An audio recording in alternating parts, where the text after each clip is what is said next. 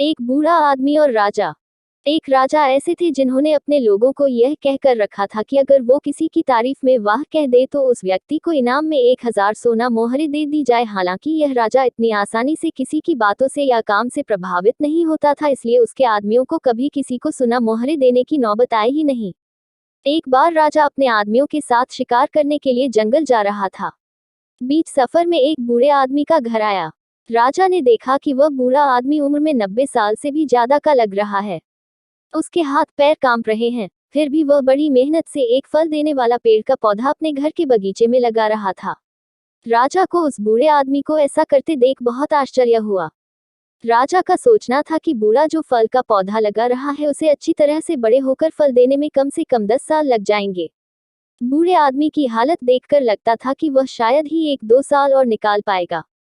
फिर बूढ़ा आदमी क्यों इतनी मेहनत और तकलीफ उठा रहा है? राजा अपने आदमियों के साथ उन्हें के पास पहुंचा और उसने यही प्रश्न बूढ़े से किया तो बूढ़े ने कहा, महाराज, अगर यही सोच मेरे दादा परदादा रखते तो आप मेरे बगीचे के इन कई पेड़ों को जो वह मेरी उम्र के थे तब लगा कर गए थे शायद यहाँ नहीं देख पाते और ना ही मुझे उनसे फल खाने के लिए मिलते।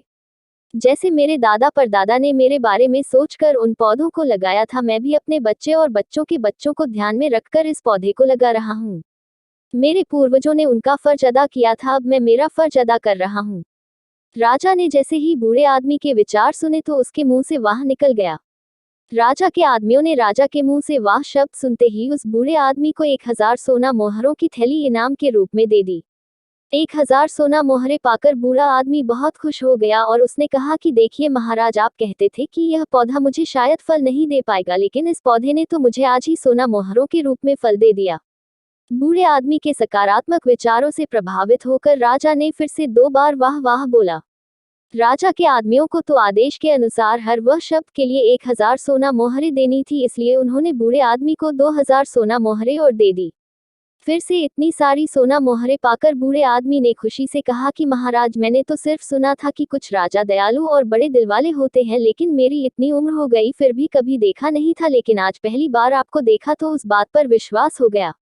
राजा के मुंह से अपनी तारीफ सुनकर लगातार 3 बार वाह वाह वाह निकल गया और बूढ़े आदमी को 3000 सोना मोहरें और मिल गई। दोस्तों, यह कहानी हमें सिखाती है कि हर काम सिर्फ अपने मतलब के लिए नहीं करना चाहिए। जब हम कोई काम निस्वार्थ भाव से करते हैं या दूसरों का भला करने के लिए करते हैं तो उसका फल भी हमें जरूर और जल्दी मिलता है। इसलिए दोस्तों, निस्वार्थ बनो और भलाई करते रहो।